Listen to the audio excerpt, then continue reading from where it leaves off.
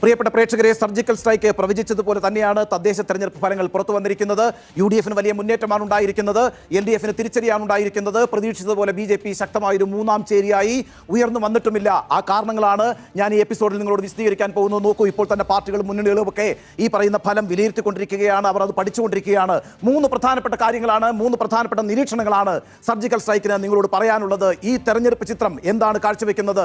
ഒന്ന്, ഈ സംസ്ഥാനത്തെ സാമുദായിക സമവാക്യങ്ങൾ പൂർണ്ണമായും കോൺഗ്രസിനും UDF-നും അനുകൂലമായിരിക്കുന്നു. നോക്കൂ, കോൺഗ്രസിന്റെയും UDF-ന്റെയും അടിത്തറ എന്ന് പറയുന്നത് എപ്പോഴും ഹിന്ദുക്കൾ, ക്രിസ്ത്യാനികൾ, മുസ്ലിങ്ങൾ, ഈ സമുദായങ്ങൾ രാഷ്ട്രീയമായി കോൺഗ്രസിനോടൊപ്പം UDF-നോടൊപ്പം നിൽക്കുന്നതാണ് കേരളത്തിന്റെ ഒരു ചരിത്രം എന്ന് പറയുന്നത്. പക്ഷേ കഴിഞ്ഞ ഒരു പതിറ്റാണ്ട് കാലമായിട്ട് അങ്ങനെ ആയിരുന്നില്ല. 2016 മുതലെങ്കിലും കുറഞ്ഞപക്ഷം UDF-നെ മുസ്ലിങ്ങൾ ഉപേക്ഷിച്ചിട്ടുണ്ട്, ക്രിസ്ത്യാനികൾ ഉപേക്ഷിച്ചിട്ടുണ്ട്, ഏറെക്കുറെ ഹിന്ദുക്കളും ഉപേക്ഷിച്ചിട്ടുണ്ട്. അതുകൊണ്ട് തന്നെയാണ് കോൺഗ്രസിനും UDF-നും അധികാരത്തിൽ വരാൻ കഴിയാതെ പോയത്.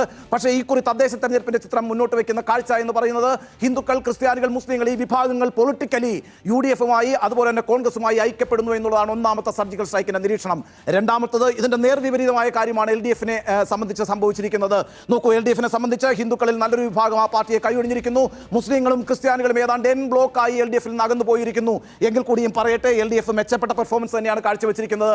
കഴിഞ്ഞ 10 വർഷത്തെ ഭരണവിരുദ്ധ തരംഗത്തിന്റെ പശ്ചാത്തലത്തിലാണ് LDF ഈ തെരഞ്ഞെടുപ്പിനെ അഭിമുഖീകരിച്ചിരിക്കുന്നത് എന്ന് നമ്മൾ ഓർക്കണം. അപ്പോൾ പോലും മികച്ച പെർഫോമൻസ് അവർ കാഴ്ചവെച്ചിട്ടുണ്ട് എന്ന് തന്നെ സർജിക്കൽ സ്ട്രൈക്ക് കരുതുന്നു. BJP മൂന്നാം ചേരിയായി ഉയർന്നു വരുമെന്നൊക്കെയാണല്ലോ ഈ തെരഞ്ഞെടുപ്പിൽ അവരുടെ നേതാക്കൾ പറഞ്ഞിരുന്നത്. എന്നാൽ തിരുവനന്തപുരത്ത് അവർ മെച്ചപ്പെട്ട പ്രകടനം കാഴ്ചവെച്ചു എന്നതൊഴിച്ചാൽ സംസ്ഥാനത്തുടനീളം BJP അത്ര മികച്ചൊരു പ്രകടനം കാഴ്ചവെച്ചിട്ടില്ല എന്ന് തന്നെയാണ് സർജിക്കൽ സ്ട്രൈക്കിന്റെ നിരീക്ഷണം. നമുക്ക് ആദ്യം ഈ സാമുദായിക സമവാക്യങ്ങളുടെ രാഷ്ട്രീയത്തിലേക്ക് വരാം. നോക്കൂ, 2014 നിയമസഭാ തെരഞ്ഞെടുപ്പിന് തൊട്ട് മുമ്പ് ഞാൻ അന്ന് പാർട്ടിയുടെ സംസ്ഥാന സെക്രട്ടറി ആയിട്ടുള്ള പിണറായി വിജയനെ ഇന്റർവ്യൂ ചെയ്യുന്നുണ്ട്. അന്ന് അദ്ദേഹം ആ ഇന്റർവ്യൂവിൽ പറഞ്ഞൊരു കാര്യം, 2014 നിയമസഭാ തെരഞ്ഞെടുപ്പിൽ കേരളത്തിലെ മതേതര മനസ്സ് ഇടതുപക്ഷത്തോടൊപ്പം നിൽക്കും എന്നാണ്. ആ പ്രസ്താവനയിലൂടെ നിശ്ചയമായും പിണറായി വിജയൻ ഉദ്ദേശിച്ചത് മുസ്ലിങ്ങൾ എൻ ബ്ലോക്കായി നിയമസഭാ തെരഞ്ഞെടുപ്പിൽ കോൺഗ്രസിൽ നിന്ന് വിട്ട് LDF-നോടൊപ്പം വരും എന്ന് തന്നെയാണ്. അതിലൊരു രാഷ്ട്രീയ സാഹചര്യം അന്നുണ്ടായിരുന്നു. അതിന്റെ കാരണം എന്താ? 2014 ദേശീയ അധികാരത്തിലേക്ക് നരേന്ദ്രമോദി വരുന്നു. വെറുതെ അധികാരത്തിലേക്ക് വരികയല്ല ചെയ്തത്. BJP-ക്ക് ഒറ്റയ്ക്ക് തന്നെ കേവല ഭൂരിപക്ഷം നേടിക്കൊടുക്കാനും നരേന്ദ്രമോദിക്ക് കഴിഞ്ഞു. 2.5 പതിറ്റാണ്ടുകൾക്ക് ശേഷമാണ് ഒരു പാർട്ടിക്ക് ഇന്ത്യയിൽ കേവല ഭൂരിപക്ഷം ഒറ്റയ്ക്ക് കിട്ടുന്നത്. അങ്ങനെ 2014 ഒറ്റയ്ക്ക് ഭൂരിപക്ഷം നേടി BJP അധികാരത്തിൽ വരുമ്പോൾ വളരെ അഗ്രസീവായിട്ടാണ് അവർ ആ ഹിന്ദുത്വ അജണ്ട നടപ്പാക്കാൻ ശ്രമിച്ചത്. എന്ന് മാത്രവുമല്ല, BJP-യുടെ ഈ വലിയ വളർച്ച കണ്ട് കണ്ണുമഞ്ഞളിച്ച പല കോൺഗ്രസ് നേതാക്കളും, പ്രമുഖ കോൺഗ്രസ് നേതാക്കളും കോൺഗ്രസ് വിട്ട് BJP-യിലേക്ക് ചേക്കേറുന്നതാണ് കണ്ടത്. ഇതൊക്കെ രാജ്യത്തെയും അതുപോലെ തന്നെ കേരളത്തിലെയും മുസ്ലിങ്ങളെ അരക്ഷിതരാക്കിയിരുന്നു.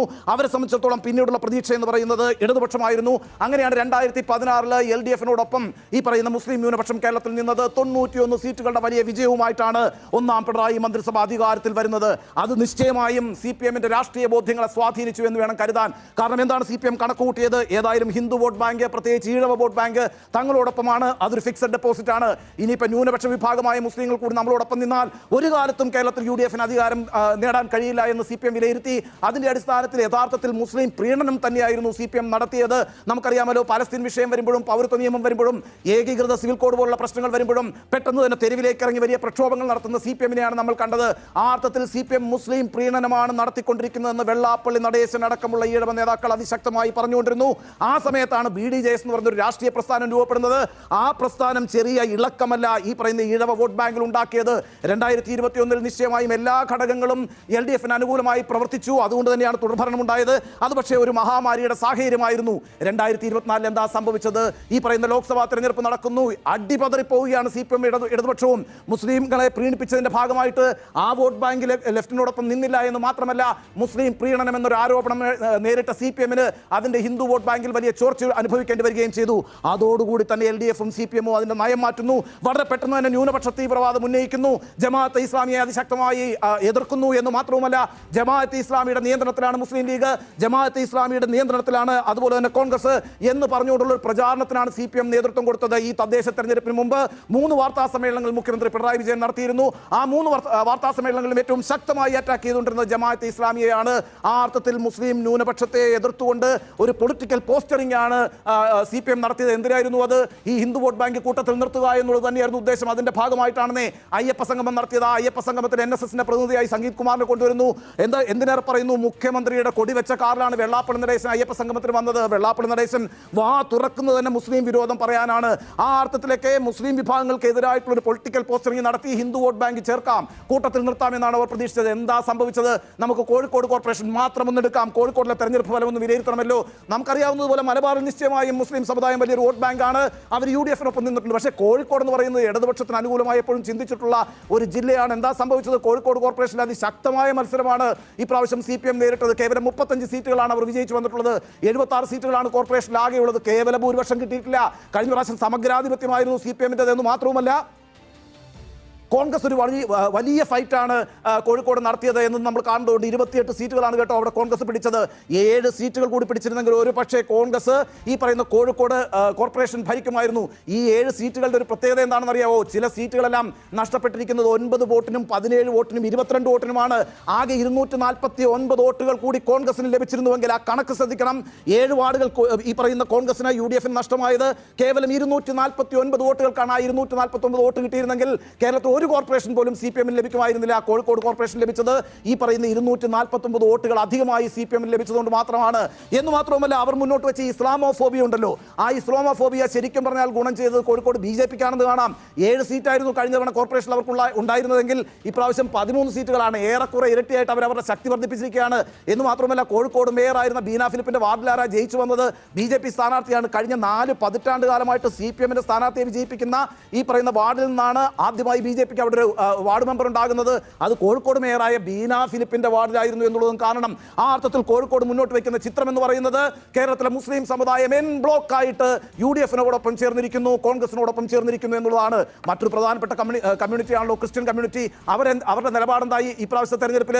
നമുക്ക് തൃശ്ശൂർ കോർപ്പറേഷൻ എടുക്കാം. തൃശ്ശൂരിൽ എന്താ സംഭവിച്ചത്? കഴിഞ്ഞ ലോക്സഭാ തെരഞ്ഞെടുപ്പിൽ BJP-ക്ക് ഒരു സീറ്റ് കിട്ടി. എങ്ങനെയാണ് കിട്ടിയത്? കെ മുരളീധരനെ പോലെ അവരുടെ പ്രധാനപ്പെട്ട ഒരു നേതാവിനെയാണല്ലോ അവിടെ കോൺഗ്രസ് മത്സരിപ്പിച്ചത്, UDF മത്സരിപ്പിച്ചത്. അത് അവരുടെ സിറ്റിംഗ് സീറ്റ് ആയിരുന്നല്ലോ. TN പ്രതാപനായിരുന്നല്ലോ അവിടുത്തെ MP. എന്നിട്ട് എന്താ സംഭവിച്ചത്? സുരേഷ് ഗോപി ജയിച്ചു വന്നു. ഒറ്റ കാരണമാണ്, അവിടെ ഏറ്റവും പ്രധാനപ്പെട്ട വോട്ട് ബാങ്കാണ് ക്രിസ്ത്യൻ വോട്ട് ബാങ്ക്. അത് നേരെ ഷിഫ്റ്റ് ചെയ്ത് BJP-യിലേക്ക് പോയി.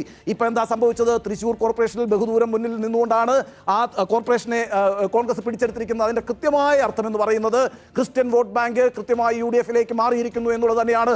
അത് തന്നെയാണ് എറണാകുളത്തും നമ്മൾ കണ്ടത്. എറണാകുളത്ത് വലിയ വിജയമാണ് കോർപ്പറേഷനിൽ UDF ഉണ്ടാക്കിയിരിക്കുന്നത്, കോൺഗ്രസ് ഉണ്ടാക്കിയിരിക്കുന്നത്. പിന്നെ അങ്ങോട്ട് ആ ബെൽറ്റ് എടുത്ത് നോക്കിയാൽ കോട്ടയത്താണെങ്കിലും പത്തനംതിട്ടയിലാണെങ്കിലും ഇടുക്കിയിലാണെങ്കിലും ഒക്കെ ഇതിന്റെ ആവർത്തനമാണ്. ആ അർത്ഥത്തിൽ നോക്കൂ, ക്രിസ്ത്യൻ കമ്മ്യൂണിറ്റിയും UDF-നോടൊപ്പം വന്നിരിക്കുന്നു. കേരള കോൺഗ്രസ് എന്ന് പറയുന്ന പാർട്ടിയായിരുന്നല്ലോ ക്രിസ്ത്യൻ സമുദായവുമായി ബന്ധപ്പെട്ട് CPM-ന്റെയും LDF-ന്റെയും ട്രംപ് കാർഡ് എന്ന് പറയുന്നത് ജോസ് കെ മാണിയുടെ വാർഡ്. എന്താ സംഭവിച്ചത്? ആ വാർഡിൽ ജയിച്ചു വന്നിരിക്കുന്ന UDF ആണ്. എന്ന് മാത്രവുമല്ല ഈ പറയുന്ന കോട്ടയം, പത്തനംതിട്ട, ഇടുക്കി ജില്ലാ പഞ്ചായത്തുകൾ കോൺഗ്രസ് പിടിച്ചെടുത്തിരിക്കുന്നു. കേരള കോൺഗ്രസ് മാണി ഗ്രൂപ്പ് അപ്രസക്തമായി പോയിരിക്കുന്നു. അങ്ങനെ ക്രിസ്ത്യൻ വോട്ട് ബാങ്കും കൃത്യമായി തന്നെ UDF-ന്റെ വോട്ട് ബാങ്കായി മാറിയിരിക്കുന്നു. ഈ രീതിയിൽ നോക്കുമ്പോൾ മുസ്ലിം വോട്ട് ബാങ്ക് അതുപോലെ തന്നെ ക്രിസ്ത്യൻ വോട്ട് ബാങ്ക് എന്ന് മാത്രവുമല്ല തെക്കൻ മധ്യ കേരളത്തിൽ നോക്കൂ, സ്വർണ്ണപ്പാടി വിവാദം വളരെ പ്രധാനപ്പെട്ട ഒരു വിഷയമായിരുന്നു. ആ വിഷയവും ഗുണം ചെയ്തിരിക്കുന്നത് നിശ്ചയമായും UDF-നാണ് എന്ന് കാണാം. ആ അർത്ഥത്തിൽ ഹിന്ദു, ക്രിസ്ത്യൻ അതുപോലെ തന്നെ മുസ്ലിം എന്ന് പറയുന്ന ഈ വോട്ട് ബാങ്ക് പൊളിറ്റിക്കലി യുണൈറ്റഡ് ആയിരിക്കുന്നത് UDF-ന് അനുകൂലമായിട്ടാണ്, കോൺഗ്രസിന് അനുകൂലമായിട്ടാണ്. അത് തന്നെയാണ് ഈ തദ്ദേശ തെരഞ്ഞെടുപ്പിൽ തെരഞ്ഞെടുപ്പ് മുന്നോട്ട് വയ്ക്കുന്ന ചിത്രം എന്ന് പറയുന്നത്. നിശ്ചയമായും UDF-ന്റെ കോൺഫിഡൻസ് ഉയർത്തുന്നത് ഈ പറയുന്ന സാമുദായിക സമവാക്യങ്ങൾ തങ്ങൾക്ക് അനുകൂലമായിരിക്കുന്നു എന്നുള്ളതാണ്. അതാണ് CPM നേരിടുന്ന ഏറ്റവും വലിയ തിരിച്ചടി എന്ന് പറയുന്നത്. നോക്കൂ, ഇനി ആന്റി ഇൻകംബൻസിയുടെ ഒരു പ്രശ്നമുണ്ടല്ലോ. ഇന്നിപ്പോൾ CPM-ന്റെ സംസ്ഥാന സെക്രട്ടേറിയറ്റ് യോഗം ചേർന്നിട്ട് തീരുമാനിച്ചതായി ഞാൻ അറിയുന്നത് ഈ പറയുന്ന ആന്റി ഇൻകംബൻസി ഒന്നും വർക്ക് ചെയ്തിട്ടില്ല, ഭരണപരാജയം ഉണ്ടായിട്ടില്ല എന്നാണ്. CPM-ന് ഇനിയും നേരം വെളുത്തിട്ടില്ല കേട്ടോ. നോക്കൂ, ഈ പറയുന്ന ആന്റി ഇൻകംബൻസി പരിശോധിക്കാൻ പറ്റുന്ന ഏറ്റവും നല്ല കോർപ്പറേഷൻ എന്ന് പറയുന്നത് കൊല്ലം കോർപ്പറേഷനാണ്. എന്താണ് ഈ കൊല്ലത്തിന്റെ പ്രത്യേകത എന്ന് പറയുന്നത്? പ്രിയപ്പെട്ട പ്രേക്ഷകരെ, കൊല്ലമാണ് യഥാർത്ഥത്തിൽ CPM-ന്റെയും LDF-ന്റെയും കോട്ട എന്ന് പറയുന്നത്. 2014 നിയമസഭാ തെരഞ്ഞെടുപ്പിൽ ആകെ ഉണ്ടായിരുന്ന 11 മണ്ഡലങ്ങളിൽ 11 പിടിച്ചെടുത്തുകൊണ്ടാണ് ഒന്നാം പിണറായി സർക്കാർ അധികാരത്തിൽ വരുന്നത്. 2021 എന്താ സംഭവിച്ചത്?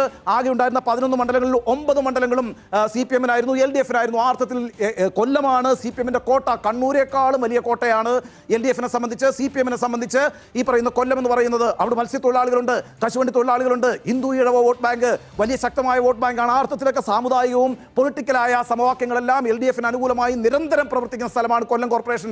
എന്താ സംഭവിച്ചത്? ചരിത്രത്തിൽ ആദ്യമായി UDF കൊല്ലം കോർപ്പറേഷൻ പിടിച്ചെടുത്തിരിക്കുകയാണ്. 2000-ലാണ് കോർപ്പറേഷൻ ഉണ്ടാകുന്നത്. കഴിഞ്ഞ 4 നൂറ്റാണ്ടായിട്ട് CPM-ഉം CPI മാറി മാറി ഭരിക്കുന്ന കോർപ്പറേഷൻ അത്.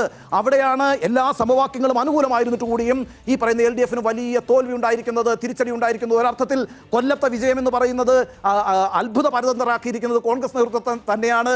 അവർ പ്രതീക്ഷിക്കാത്തൊരു വിജയം തന്നെയാണ് കൊല്ലത്തുണ്ടായിരിക്കുന്നത്. എന്തുകൊണ്ടാണ് സംഭവിച്ചത്? ഒറ്റ കാര്യമേ ഉള്ളൂ, ആന്റി ഇൻകംബൻസി, സർക്കാർ വിരുദ്ധ തരംഗം, അതിന്റെ ഏറ്റവും നല്ല ചിത്രമാണ് കൊല്ലം കോർപ്പറേഷനിലെ LDFന്റെ പരാജയം എന്ന് പറയുന്നത്. നോക്കൂ, ഇനിയിപ്പോൾ BJPയുടെ വിജയത്തെക്കുറിച്ച് കൂടി നമുക്ക് വിലയിരുത്തണം. BJP തിരുവനന്തപുരത്ത് വലിയ മുന്നേറ്റമാണ് ഉണ്ടാക്കിയത്, ഒരു സംശയവുമില്ല. കോർപ്പറേഷനിൽ 50 സീറ്റ് കിട്ടുന്നു എന്ന് പറയുന്നത് ചെറിയ കാര്യമല്ല. നമുക്കറിയാമല്ലോ, ഈ അമേരിക്കയിലെ തെരഞ്ഞെടുപ്പിൽ ന്യൂയോർക്കിലെ മേയറിന്റെ തെരഞ്ഞെടുപ്പ് എന്ന് പറയുന്നത് ലോക വാർത്തയായിരുന്നു. ട്രംപ് എന്ന് പറയുന്ന അമേരിക്കൻ പ്രസിഡന്റ് നേരിട്ട് ഫൈറ്റ് ചെയ്ത തെരഞ്ഞെടുപ്പാണ് ഈ പറയുന്ന ന്യൂയോർക്കിലെ തെരഞ്ഞെടുപ്പ് എന്ന് പറയുന്നത്. അവിടെ മംതാനി മേയറായിട്ട് വിജയിച്ചു വന്നത് ലോക വാർത്തയായിരുന്നു. അതുപോലെ തിരുവനന്തപുരം കോർപ്പറേഷൻ എന്ന് പറയുന്നത് കേരള സംസ്ഥാനത്തെ സംബന്ധിച്ചിടത്തോളം വലിയൊരു നേട്ടമാണ്, വലിയൊരു പ്രധാനപ്പെട്ട സ്ഥാപനമാണ് തിരുവനന്തപുരം കോർപ്പറേഷൻ. അവിടെയാണ് ഈ പറയുന്ന BJP മുന്നിലേക്ക് വന്നിരിക്കുന്നത്. അതുകൊണ്ടാണ് നരേന്ദ്രമോദി രാജീവ് ചന്ദ്രശേഖരനോട് പറഞ്ഞത് 1987 അഹമ്മദാബാദ്, ഗുജറാത്തിൽ അഹമ്മദാബാദ് കോർപ്പറേഷൻ പിടിച്ചെടുത്തുകൊണ്ടാണ് BJP അതിന്റെ തേരോട്ടം ആരംഭിച്ചത്. അങ്ങനെയാണ് BJP ഗുജറാത്തിൽ അധികാരത്തിൽ വന്നതെന്ന്. ആ അർത്ഥത്തിൽ നോക്കുമ്പോൾ തിരുവനന്തപുരം കോർപ്പറേഷന്റെ വിജയം എന്ന് പറയുന്നത് മിന്നുന്ന വിജയം തന്നെയാണ്. പക്ഷേ പ്രശ്നം എന്താ, ഈ സംസ്ഥാനത്ത് 87 മുനിസിപ്പാലിറ്റികളുണ്ട്. ആ 87 മുനിസിപ്പാലിറ്റികളിൽ 2 മുനിസിപ്പാലിറ്റികളിലാണ് BJP നേട്ടമുണ്ടാക്കിയിരിക്കുന്നത്. അതും കേവല ഭൂരിപക്ഷമില്ല. പാലക്കാടും പന്തളവും അവർ ഭരിച്ചുകൊണ്ടിരുന്ന മുനിസിപ്പാലിറ്റികളാണ്. അതിൽ പാലക്കാട് 1ാം സ്ഥാനത്ത് വന്നിട്ടുണ്ട്. ഭരണം കിട്ടുമോ എന്ന് ഉറപ്പില്ല. പിന്നൊരു മണ്ഡലം, ഒരു മുനിസിപ്പാലിറ്റി എന്ന് പറയുന്നത് തൃപ്പൂണിത്തുറയാണ്. അവിടെ UDF പിന്തുണയ്ക്കുകയാണെങ്കിൽ LDF ആണ് ഭരിക്കുക. അവിടെയും ഒറ്റക്കക്ഷിയായിട്ട് BJP വന്നിട്ടുണ്ട്. അപ്പോൾ മുനിസിപ്പാലിറ്റികളിൽ തിളക്കമാർന്ന ഒരു നേട്ടം ഉണ്ടാക്കാൻ കഴിഞ്ഞിട്ടില്ല. സംസ്ഥാനത്ത് ആകെ 941 പഞ്ചായത്തുകളുണ്ട്. കേവലം 26 പഞ്ചായത്തുകളിൽ മാത്രമാണ് BJP മുന്നേറ്റം ഉണ്ടാക്കിയിട്ടുള്ളത്. ബ്ലോക്ക് പഞ്ചായത്തില്ല, ജില്ലാ പഞ്ചായത്തില്ല. കോർപ്പറേഷൻ എന്ന് പറയുന്നത് തിരുവനന്തപുരം കിട്ടിയെന്നുള്ളത് നിശ്ചയമായിട്ടും വലിയ നേട്ടമായിരിക്കുമ്പോഴും ഒരു കണക്കൂടി ഞാൻ പറയാം. തിരുവനന്തപുരത്ത് BJP ആകെ നേടിയ വോട്ടുകളെക്കാൾ കൂടുതലാണ് CPM-നും ഇടതുപക്ഷത്തിനും ലഭിച്ചിരിക്കുന്നത്. അങ്ങനെ ഒരു തിരിച്ചടി കൂടി ആ കണക്കിലുണ്ട് എന്ന് നമ്മൾ മനസ്സിലാക്കണം. അപ്പോൾ BJP ഒരു ശക്തമായ 3ാം ചേരിയായി ഉയർന്നു വന്നിട്ടുണ്ടെന്ന് മാത്രവുമല്ല, കഴിഞ്ഞ ലോക്സഭാ തെരഞ്ഞെടുപ്പിലെ വോട്ടിംഗ് ശതമാനത്തിലേക്ക് അവരെത്തില്ല. അമിത്ഷാ പറഞ്ഞ് 25% പോയിട്ട് കഴിഞ്ഞ ലോക്സഭയിൽ അവർക്ക് കിട്ടിയ വോട്ടിംഗ് ശതമാനം പോലും ഈ പറയുന്ന തദ്ദേശ തെരഞ്ഞെടുപ്പിൽ കിട്ടില്ല എന്നാണ് സർജിക്കൽ സ്ട്രൈക്കിന്റെ നിരീക്ഷണം. ഏതായാലും ഈ നടക്കാനിരിക്കുന്ന നിയമസഭാ തെരഞ്ഞെടുപ്പ് എന്ത് സംഭവിക്കുമെന്നുള്ളതാണല്ലോ നമ്മുടെ ഒരു കാൽക്കുലേഷൻ എന്ന് പറയുന്നത്. 80 സീറ്റുകളിൽ ഇപ്പോൾ തന്നെ UDF-ന് മുൻകൈയുണ്ട് എന്ന കാര്യത്തിൽ തർക്കമില്ല. 58 സീറ്റുകളിൽ LDF-ന് മുൻകൈയുണ്ട്. 2 സീറ്റുകളാണ് NDA-ക്ക് കിട്ടാൻ സാധ്യത. പക്ഷേ ഇവിടെ ഒരു പ്രശ്നമുണ്ട്. ആന്റി ഇൻകംബൻസി വോട്ട് എന്ന് പറയുന്നത് 2ആയിട്ട് ഭിന്നിച്ചു പോയിട്ടുണ്ട്. ഈ തെരഞ്ഞെടുപ്പിൽ UDF-ലേക്കും BJP-യിലേക്കുമാണ് ആ വോട്ട് പോയിരിക്കുന്നത്. പക്ഷേ നടക്കാനിരിക്കുന്ന നിയമസഭാ തെരഞ്ഞെടുപ്പിൽ വിജയസാധ്യത കണക്കിലെടുത്തുകൊണ്ടായിരിക്കും സർക്കാർ വിരുദ്ധ വോട്ട് പോൾ ചെയ്യപ്പെടുക. അങ്ങനെയാണെങ്കിൽ ആ വോട്ട് ഒരു വോട്ടേ ഉള്ളൂ, അത് കൃത്യമായി പോകുന്നത് UDF-ലേക്കായിരിക്കും. എങ്കിലും NDA-ക്ക് വെച്ച് പ്രതീക്ഷ വെച്ച് പുലർത്താൻ കഴിയുന്ന ഒരു ജില്ലയായിട്ട് തിരുവനന്തപുരം മാറിയിട്ടുണ്ട്. നേമത്തായാലും വട്ടിയൂർക്കാവിലായാലും കഴക്കൂട്ടത്തായാലും തിരുവനന്തപുരം മണ്ഡലത്തായാലും നല്ല പെർഫോമൻസ് ആണ് അവർ കാഴ്ചവെച്ചിരിക്കുന്നത്. ആ അർത്ഥത്തിൽ നോക്കിയാൽ നിയമസഭാ തെരഞ്ഞെടുപ്പിൽ ഒരു ബൈപോളാർ തെരഞ്ഞെടുപ്പ് തന്നെയാണ് നടക്കുക. ആന്റി ഇൻകംബൻസിയുടെ ഗുണം പൂർണ്ണമായിട്ടും UDF-നാണ് കിട്ടുക. അങ്ങനെയാണെങ്കിൽ 80 അല്ല 90 സീറ്റുകൾ വരെ വിജയിച്ചു വരാനുള്ള സാധ്യതയാണ് ഈ പറയുന്ന തദ്ദേശ തെരഞ്ഞെടുപ്പ് ചിത്രം മുന്നോട്ട് വെക്കുന്നത്. പക്ഷേ ഒരു കാര്യം കോൺഗ്രസ് ഓർക്കേണ്ടത്, 2010 മിന്നുന്ന വിജയമാണ്, ചരിത്രത്തിലെ തന്നെ ഏറ്റവും വലിയ വിജയമാണ് UDF കരസ്ഥമാക്കിയത്. തദ്ദേശ തെരഞ്ഞെടുപ്പിൽ 582 പഞ്ചായത്തുകളിലാണ് അവർ വിജയിച്ചു വന്നത്.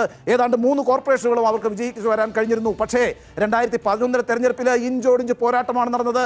കേവലം 2 സീറ്റിന്റെ ഭൂരിപക്ഷത്തിലാണ് അന്ന് UDF അധികാരത്തിൽ വന്നത്. അതുകൊണ്ട് ഇപ്പോഴത്തെ ഈ വിജയത്തിൽ കണ്ണുമഞ്ഞളിക്കേണ്ട. പൊളിറ്റിക്കലി സാമുദായികമായിട്ടൊക്കെ സമവാക്യങ്ങൾ അനുകൂലമാണ്. ഈ സംസ്ഥാനത്ത് ഒരു ആന്റി ഇൻകംബൻസി വേവുമുണ്ട്. പക്ഷേ അടുത്ത 3 മാസം എന്ന് പറയുന്നത് വളരെ നിർണായകമാണ്. അതുകൊണ്ട് കോൺഗ്രസ് വളരെ ശ്രദ്ധയോടുകൂടിയാണ് കാര്യങ്ങൾ മുന്നോട്ട് കൊണ്ടുപോകേണ്ടത്. ഒരു കാര്യം ഞാൻ പറയാൻ കേട്ടോ, ഈ തെരഞ്ഞെടുപ്പ് ഏറ്റവും മികച്ച performer, man of the match എന്ന് പറയുന്നത് കോൺഗ്രസ് പാർട്ടി തന്നെയാണ്. സംസ്ഥാനത്തുടനീളം അവർ നന്നായി പെർഫോം ചെയ്തിട്ടുണ്ട്.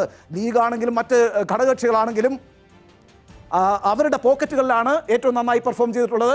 എന്നാൽ അവരുടെ സാന്നിധ്യം നിശ്ചയമായും UDF എന്ന് പറയുന്ന മുന്നണിക്ക് സംസ്ഥാനത്തുടനീളം ഗുണം ചെയ്തിട്ടുണ്ട്. പക്ഷേ കോൺഗ്രസ് ഏറ്റവും നന്നായിട്ട് ഒറ്റയ്ക്ക് പെർഫോം ചെയ്തിരിക്കുന്നു എന്നുള്ളതാണ്. അതുകൊണ്ട് തന്നെ സർജിക്കൽ സ്ട്രൈക്ക് ആവർത്തിക്കട്ടെ, കോൺഗ്രസ് റിട്ടേൺസ് എന്നുള്ളത് തന്നെയാണ് ഈ തദ്ദേശ തെരഞ്ഞെടുപ്പ് മുന്നോട്ട് വെക്കുന്ന ചിത്രം. അത് തന്നെയായിരിക്കും ഈ പറയുന്ന 2026-ലും ആവർത്തിക്കാനുള്ള സാധ്യത. അതാണ് ഈ തദ്ദേശ തെരഞ്ഞെടുപ്പ് മുന്നോട്ട് വെക്കുന്ന ചിത്രം എന്ന് പറയുന്നത്. ആ അർത്ഥത്തിൽ UDF-നെ സംബന്ധിച്ച്, കോൺഗ്രസിനെ സംബന്ധിച്ച് അങ്ങേയറ്റം പ്രതീക്ഷാ നിർഭരമായ ഒരു റിസൾട്ടാണ് ഉണ്ടായിരിക്കുന്നത്. CPM-നെ സംബന്ധിച്ച് തലവേദന ഉണ്ടാക്കുന്ന, LDF-നെ സംബന്ധിച്ച് വെല്ലുവിളികൾ നിറഞ്ഞ ഒരു കാലഘട്ടത്തിലേക്കാണ് കേരള രാഷ്ട്രീയം പ്രവേശിക്കാൻ പോകുന്നത്. ഈ നിർണായകമായ ഘട്ടത്തിൽ കോൺഗ്രസിന് ആത്മവിശ്വാസത്തോടെ നിൽക്കാം, UDF-ന് ആത്മവിശ്വാസത്തോടെ നിൽക്കാം. ആ അർത്ഥത്തിൽ ഒരിക്കൽ കൂടി പറയട്ടെ, കോൺഗ്രസ് റിട്ടേൺസ് എന്നുള്ളതാണ് ഈ തദ്ദേശ തെരഞ്ഞെടുപ്പ് മുന്നോട്ട് വെക്കുന്ന ചിത്രം. അക്കാര്യം പറഞ്ഞുകൊണ്ട് ഈ എപ്പിസോഡ് സമാപിക്കുന്നു.